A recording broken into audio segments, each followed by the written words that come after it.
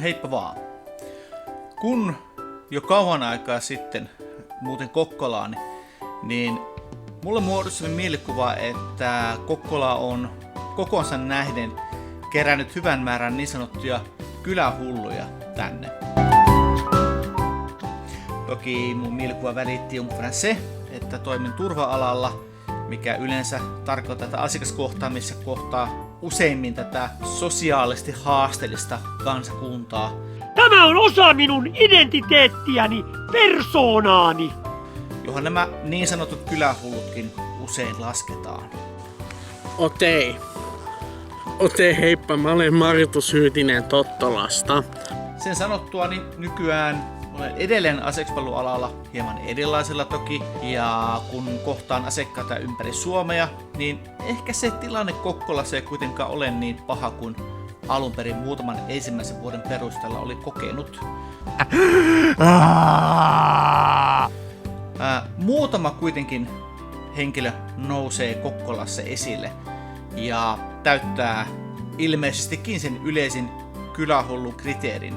Onko kylähullu huono asia, hyvä asia? Siitä voidaan jutella vaikka siellä kommenteissa, jos haluatte. Mutta kylähullut eivät ole samanarvoisia. Mä sanon pertele teille satanan pemaritus, että mentää vittu oikeisiin töihin niin.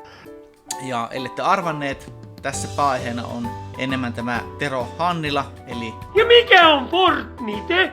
Onks jotain syötävää? myöskin Saunaterona tunnettu henkilö, joka eroaa esimerkiksi tästä niin sanotusta lintumiehestä siinä, että lintumies tuntuu tekevän omaa työtään auttaakseen eläimiä, ympäristöä, kun taas Tero tuntuu tekevän mitä tekeekin auttaakseen itseään, ruokkiaksi omaa egoaan. Mä lupasin itselleni, että jos mä jaksan saunoa 4000 päivää, niin mä rupean käyttämään tätä hattua kaikkialla.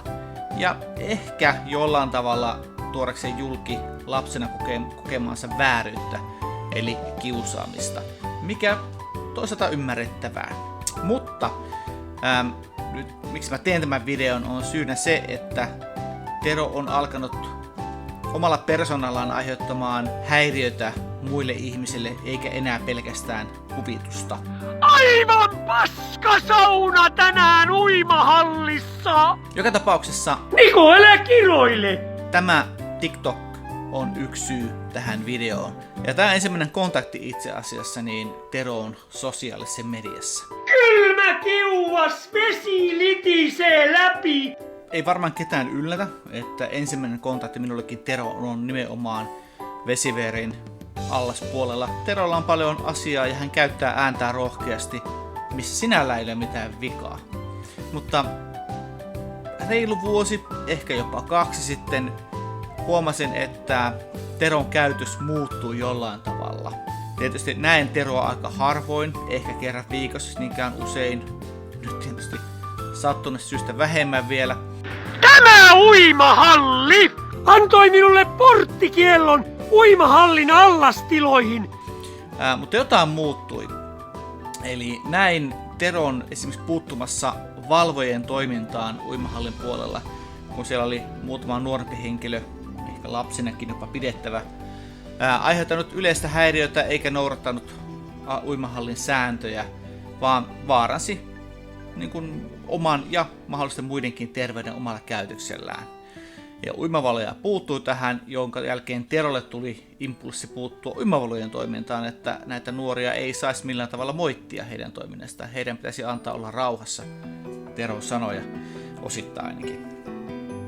Ja tilanne tuntui rauhoittuvan, mutta mitä Teroa näin, niin hänellä oli ehkä jollain tavalla tuntuu olevan negatiivinen asenne uimahallia kohtaan. En tiedä, oliko taustalla tapahtuikin muuta, mitä en itse ollut todistamassa, enkä mielellään toisten puheita.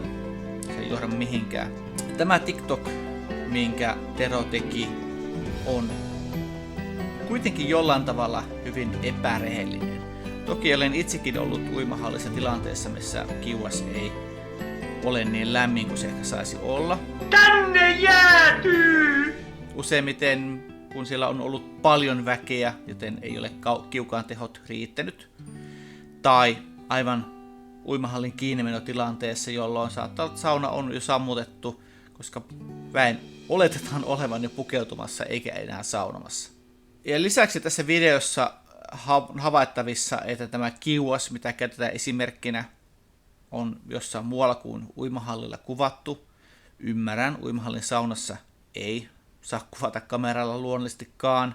Mutta lisäksi tämä rahojen takaisin saaminen tässä, niin Sainpas takaisin! tässä puhuu, että hän saa rahansa takaisin, mutta samaan aikaan toista TikTokissa hän sanoo, Minulla on kallis vuosikortti, mutta pääsen uimahalliin vain saunomaan, en allastiloihin, jollen luovu hatustani. joten tässäkin pientä, jos ei epärehellisyyttä, niin ainakin epäjohdonmukaisuutta. Ja lisäksi tässä on, mä ymmärrän, että tuo hattu on osa Teron persoonaa, mutta syy tähän hattuun on ego, kuten hän itse ilmaisee tässä pätkässä. Ja minä en luovu tästä puhtaasta saunahatustani koskaan. Tämä on osa minun identiteettiäni, persoonaani. Ja tämän perusteella olettaa, että koska hattu on osa hänen persoonaa, ilmeisesti voisi sanoa jopa nykyään, että mediapersoonaa, niin se olisi hänelle eri oikeuksia uimahallissa kuin muille ihmisille. Ja Mutta nyt yhtäkkiä siitä on tullut likainen, hikinen, rasvainen bakteeripesäke. se on ollut todennäköisesti aina. Ja eihän nyt ole kyse pelkästään siitä, että hän pitäisi yhtä hattua uimahallissa, vaan hän pitää samaa hattua saunassa ja sen jälkeen allaspuolella. Eli jos hän pitäisi vaan sitä uimahallin saunatiloissa ja menisi uimaan ilman hattua, niin hänen omin sanoinkaan siinä ei olisi välttämättä silloin mitään ongelmaa. Mutta hänen, voisiko sanoa pakkomielle pitää sitä joka paikassa, niin Lupasi itselleni. on se ongelma. Ei sillä perusteella voi antaa hänelle eri oikeuksia kuin muilla uimahallikävijöille. Ja sen tavallaan tässä taustalla on se, että hänelle on annettu selkeästi eri oikeuksia aika monta vuotta. Ja nyt viimein vaadittu sitten, että hän noudattaa samoja sääntöjä kuin muutkin. Eli se on tässä muuttunut enemmänkin, että hänet vaan nyt yritetään saada noudattamaan samoja periaatteita ja sääntöjä kuin muut uimahallissa kävijät. Ei hän ole ainoa siellä, joka ei noudata sääntöjä, eikä kaikkiin aina ehditä puuttua, varsin kun Tero on tähän mennessä ollut enemmän tämmöinen positiivinen vaikuttaja kuin mitä hän nykyään tuntuu olevan. No, edelleen, taustalla voi olla jotakin muuta kuin ehkä mitä itse olen kokenut, ei välttämättä tämä saunahattu ole ainoa tässä, mikä nyt hiertää hänen kenkänsä niin sanotusti. Mutta se, että jos sä et voi saunatiloille ilman hattua mennä, ja sitten yleensäkin ottaen semmonen 24-25 asteinen allas on sun mielestä liian kylmä. Ja jos sauna on liian kylmä, niin saunassa ainakin voit tehdä sen, että voit vähintäänkin sitä alalautelta tulla sinne ylemmäksi, koska Tero yleensä nähdään sillä alimmilla lauteilla muutama poikkeusta lukuun ottamatta, jälleen minun harvalla otanalla. Niin kyllähän siellä alempana on kylmä kuin siellä ylempänä. No joo, tää oli mun pointti. Eli ei Teroa sorreta sen takia, hän on erilainen, vaan koska hän kokee, että hänellä on eri oikeuksia kuin muilla. Ja sitten tämä, Aion voittaa tämän taistelun. Tämä kaikki on niin väärin.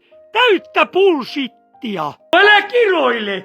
kyseessähän ei ole minkäänlainen taistelu. Tai jos on, se on hyvin yksipuolinen. Tero taistelee somen kautta, mutta ei se muuta mitään. Ja lukuottamatta Teron omia lukuisia faneja, niin tuskin näitä tästä säännöstä päättäviä tahoja kauheasti kiinnostaa. Yytinen, Markus,